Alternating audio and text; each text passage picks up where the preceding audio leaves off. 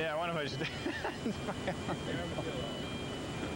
to take that off? No. Are you ready? Yeah, I guess I am. You're running a GL1 right here. Yeah. Sir, your ship hit a mine and you saved your ship. What do you attribute that to? What do you attribute the state of readiness that your crew was in? Well, I attribute the saving of the ship to two major items. Number one was the construction of the ship. The ship was built extremely well by the people at Bath Iron Works. It took a tremendous blast, and all the major weld joints and bulkheads held together in superb fashion. The positive buoyancy of the ship did exactly as it was advertised to do. We flooded two major spaces, and we had fires, and we were putting a lot of water inside the ship, and it still maintained its buoyancy, and we still stayed afloat, and had actually the almost the exact amount of freeboard we anticipated and calculated we would have. The second thing that saved the ship was a very dedicated and determined crew of professionals that started from the very lowest ranks on the ship all the way up to the highest levels of the command structure, the chain of command. It was an organization that never from the very beginning of the casualty showed any doubt that they were going to save the ship. I think the best thing to say was that saving the ship was their primary choice. No other choice was desired. They wanted to save their ship. And to talk about a little bit of patriotism, it was because of the tradition and the belief not only in Samuel B. Roberts and the history of the ship, but also in their belief in themselves and in the Navy. They were professional in all ways. Damage control parties, repair party leaders, the DCA, the executive officer on the ship directing the firefighting and the controlling of flooding, the junior officers and the chief petty officers all went and responded exactly as they were trained to do.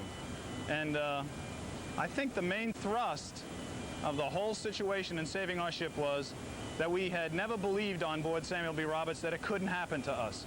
From the day the ship was commissioned, we took the viewpoint that damage control was probably one of the most important things we could do. We're pretty darn good at shooting missiles, and we've proved that. We're good at shooting our gun, and we can run with anybody on the oceans of the world. We've proved that too. But the bottom line was, along with all of the combat systems that we did, we always took very seriously the pursuit of damage control.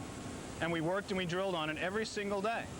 There is not a man aboard Samuel B. Roberts that doesn't know where all the valves are on the ship because we trained to that. All the repair parties could go to the other sections of the ship where the other repair parties were, and they could take over for them because they had trained to do that. Guantanamo Bay, Cuba helped us to do that tremendously. The Fleet Training Unit who came across the Atlantic with us on the way to the Persian Gulf assisted dramatically in that. And we drilled every single day at fires and flooding. And so when we hit the mine and we exploded and we had severe casualties throughout the ship, amazingly enough, I would say 80% of the casualties we faced, we had already trained to. And so it was almost like, we've done this before, we can beat this thing.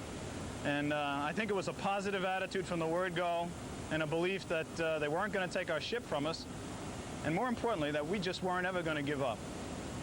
Did we learn any lessons the Navy can take and use in the future from the reactions of the Roberts crew in the saving of the ship?